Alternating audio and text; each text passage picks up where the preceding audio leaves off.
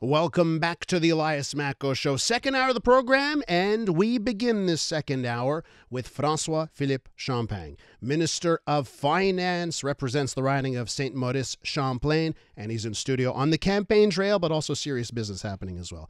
Minister Champagne, welcome to the show. Thank you for coming on. Good morning. I'm told it's one of the best shows in town, so I had to stop. And he's buttering me up. Yeah, I exactly. like that. We just start.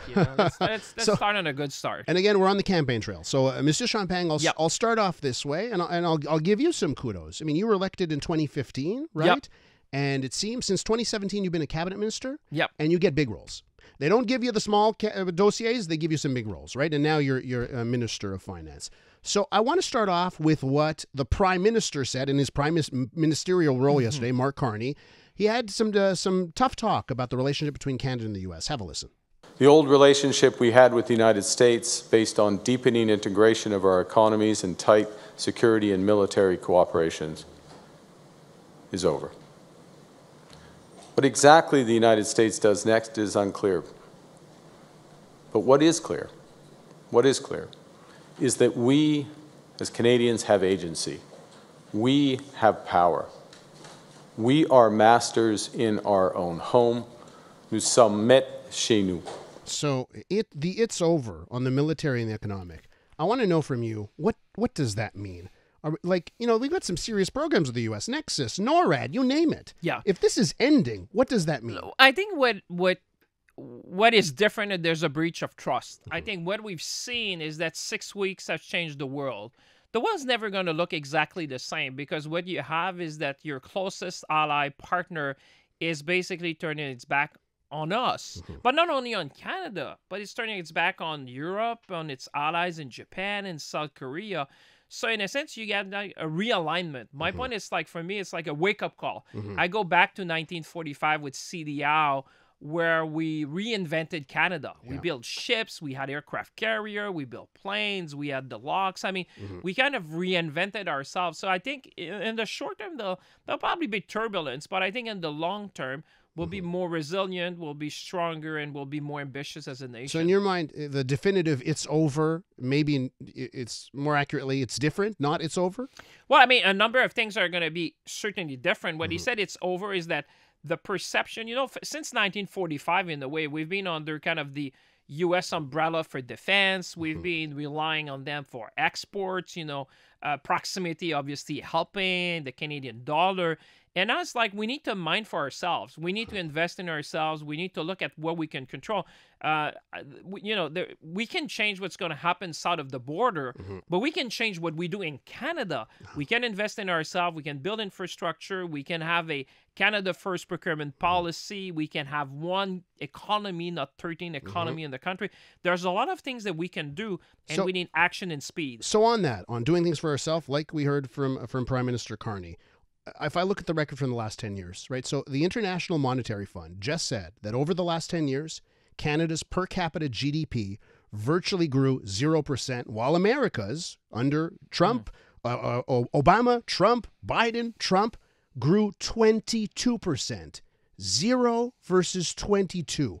Why did that happen over the last 10 years? Well, I would say there's a number of factors, but it just called the urgency for action and a new course for Canada. That's why I say it's kind of a new vision, because the last 6 weeks, and a lot of people have been asking me that question, in fairness. They say, well, you've been minister and now, you're looking in a different direction. And I said, that's true, but the world has changed in front of us. I mean, 6 weeks has changed the world in a way that I would suggest if you and I were on radio like in November, I'm not sure we could even have anticipated that kind of change. And now people are saying, let's do big things together. But I think the concern is if in the last 10 years, our GDP per capita had grown 20% like the U.S., we'd be in a much stronger position. And I think people are wondering, why should they trust a fourth term of a Liberal government if the record from the last year showed quite a significant disparity between Canada and the US. I would say that there's a clear change in the world, and that's our moment. I hope it's not only a moment, but it's a movement to suggest that, like I said,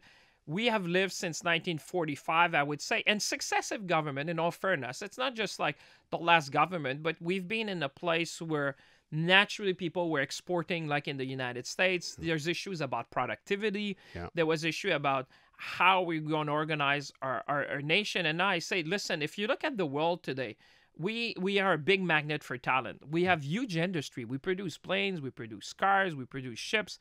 We have critical minerals that you need from anything from computer to semiconductors. We have abundant renewable energy, and we're the only G7 country with a free trade agreement with all the other G7 nations. So the fundamentals are right. I think it's like today you have a sense of unity in Canada, at least in my 10 years. I'm 54. Even in my lifetime, I've rarely seen people say, do more. Yeah. Let's be more ambitious. Let's go faster. You know, when you say, for example, one project, one evaluation of that project, those things really matter. And that's how you can do things differently and with a bold vision for the country. Let me just ask you, because I know a key component of your tenure as minister, right, over the last, 7-8 years now, was to make things in this country more affordable, right? And I know you attempted on the grocery file. And I'm just wondering, why do you think we weren't successful? Talk about attracting things. We weren't successful at attracting international players, the Aldis, the Carrefours of the world that are in Europe. Why, the Littles, those companies. Why haven't we been successful at that? Well, a couple of things, and I think no one can blame me for trying. I always say to people, it's going to be tough. Am I going to succeed? I don't know, but it's worth trying. One of the things we did, which is going to be probably the more, with time, people will see, was the reform on competition. I'll give you an example. When I was in office, we realized when you were talking to some of the players you were talking to, they said, Minister, we've been looking to come to Canada, but do you know, for example, that you had these restrictive covenant in leases, in commercial leases, that made that if you had like a grocery store and a shopping mall, let me talk about Shawinigan. There's one in the shopping mall. If that store was there, you could not have any other store within a radius of kilometers. Yeah. Worst, if they were to leave because of the restrictive covenant, you could not open another one. So you had like these food deserts. Yeah. So I know you would say, well, it sounds anecdotal, but I'm talking to one of the largest American chains that said, we looked, but you know what? We were only offered what they call C sites. Yeah. We could never be in a prime location because the way competition or the lack thereof was preventing even those who would have very deep pockets to invest in Canada. We changed that. You did change that. We made that illegal. So if that happens and you want to restrict competition with restrictive covenant, this is gone. This is of another era. Those are the kind of changes that are going to make, that have an impact. Now, to your question, is it short term? I wish. But I think it's going to take a bit of time. And now, obviously, with the friction you have in trade, things are getting far more difficult at this point. But we're going to focus on affordability for sure. On changes to come if you get reelected here. But did we make mistakes? I'm looking at the EV, the battery dossier. We tried to pick. In Quebec, we picked Northvolt. Yeah. Picking of Volkswagen. Picking of let's partner and pick, as opposed to maybe a more broad thing where anyone can sort of take advantage of a program. Do you have second thoughts on how that's gone? I'll put it to you. Yeah. I think if we didn't pick, we would not have landed these transformational, generational deals. And I'll put that in the book one day, but I'll give you a free chapter.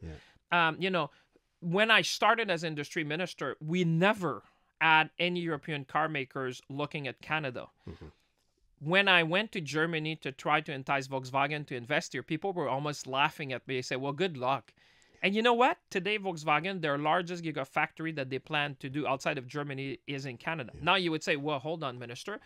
It's true. The market has shifted, but that should not be surprising, apart from the tariff. But, when you change technology after 100 years, I would say go read the book of Henry Ford, and you would see Tesla took 17 years to be profitable. Yeah. So when you change things that you've done the same thing for 100 years, you have changed the technology, consumer habits, supply chain.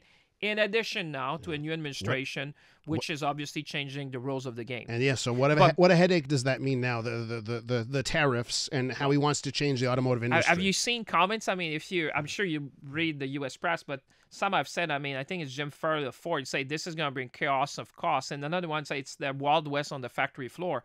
Because imagine now, you have these new tariffs and you have to figure out how they apply, because the U.S. content in the car assembled in Canada is on average 50%.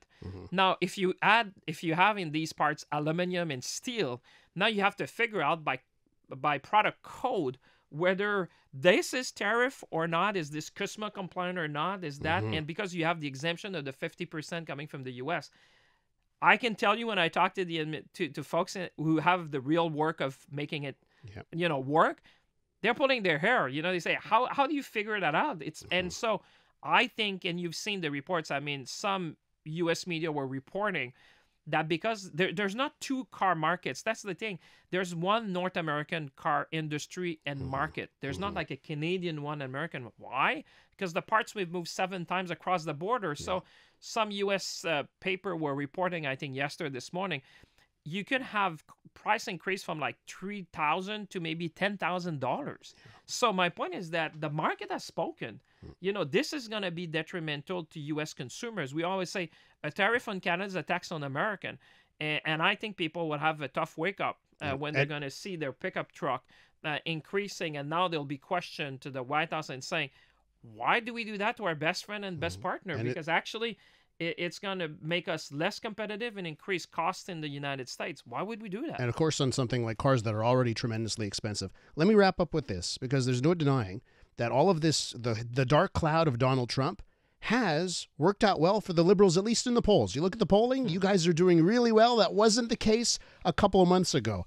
If I could snap my fingers and give us a situation where the Donald Trump threat, the annexation, all that went away, poof into the night, and Canada now had a sort of stable place, but you guys were low in the polls, would you take that switch?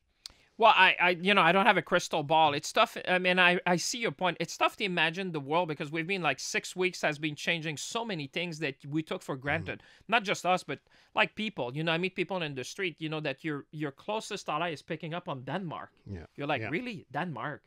Of all places in the world. And now you say Canada. Even Americans, they said, honestly, I'll give you an example. I'll put that in the book again. But I spoke to a CEO yesterday. He said, we just don't understand why the U.S. would pick on Canada, of all countries in the world. And that's why we always make a distinction between the American people and the Trump administration. Because I know nobody, that I know of, at least, that wakes up in the morning and say, oh, how can I hurt Canada this morning? That's not the American people. They're like us in some ways. They look at these things and they say, what's going on? Price of things are going to increase, gas, groceries. Why are we doing that? So in my view, it's tough to imagine the world that you're seeing because 6 weeks has changed so many things that we've taken. I'm a bit older than you, I guess, but that we've been taking for granted for like our entire lives. And now someone turns their back and they say, okay, well, if your best friend turns your back on you, well, we have other friends. We'll deal with the Europeans. You heard the radar in the Arctic. We said, well, we'll take it from the Australian, by the way. Yeah. They do great things. Then we said, oh, maybe we'll look at fighter jets from Europe. Why not? So that's the point we're trying to say. We're a big country. We're going to be resilient. We're an ambitious nation. We have natural resources. We have markets. We have people. We have land mass. We have water. We have a lot of the things that are needed to succeed in the 21st century. So that's why I'm very, turbulence in the short term probably, but I would say I'm very confident that we're going to be more prosperous, more ambitious, and more resilient as a nation. Mr. Champagne on the campaign trail, Minister Champagne in the serious roles, thank you so much for coming on. Thanks you for having me. Pleasure to be with you.